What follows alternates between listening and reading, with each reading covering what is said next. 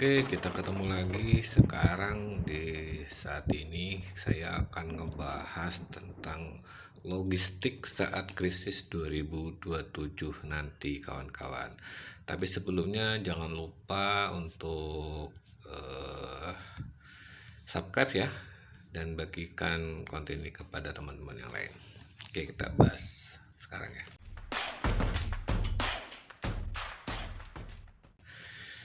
Dalam konteks sekarang logistik bukan lagi sekedar karung beras di pojok rumah atau galon air cadangan.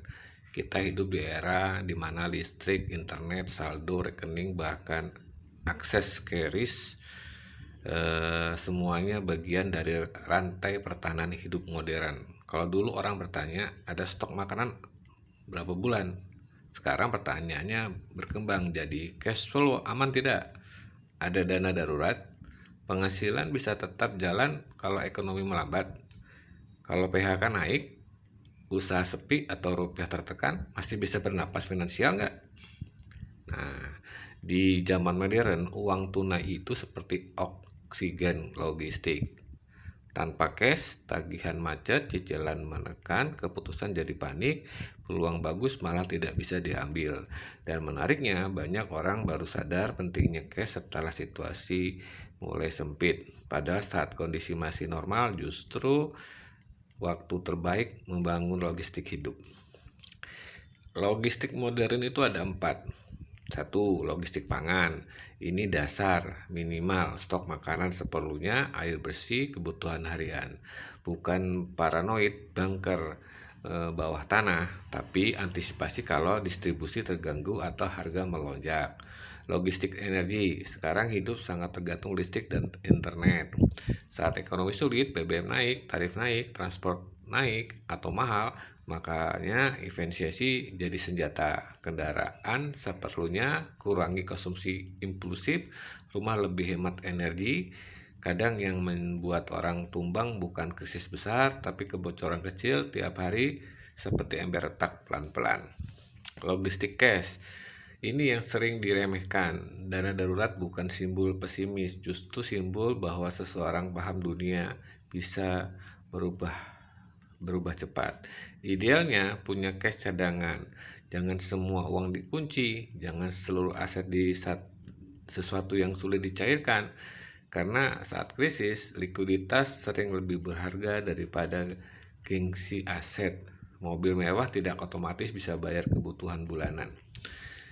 Logistik skill ini paling penting jangka panjang. Skill yang menghasilkan cash flow, salah satunya trading, jualan online, editing, coding, desain, bahasa, networking, analisa market. Di era penuh ketidakpastian, skill itu pasti pisau lipat Swiss Army. Tidak selalu glamor, tapi sangat berguna saat keadaan berubah. Makanya sebagian orang mulai belajar trading bukan semata ingin cepat kaya, tapi ingin punya kemampuan adaptasi bila ekonomi berubah drastis. Karena saat banyak sektor melambat, market justru tetap bergerak setiap hari. Tentu trading bukan tombol ajaib, tetap perlu mental, risk management, disiplin. Tapi skill membaca market bisa menjadi salah satu alat bertahan modern. Yang berbahaya saat krisis bukan selalu kekurangan uang. Kadang yang paling berbahaya adalah tidak siap mental, gaya hidup terlalu tinggi, semua penghasilan hanya satu pintu. Hidup sepenuhnya tergantung kondisi normal. Padahal dunia sekarang sepertinya kapal di laut geopolitik. Kadang-kadang tenang, kadang-kadang ombak datang dari arah yang tak terperkirakan. Maka membangun logistik hidup bukan berarti takut masa depan. Justru itu bentuk ketenangan. Kalau badai datang, aku belum tentu kaya raya, tapi setidaknya tidak langsung tenggelam. Itu kira-kira.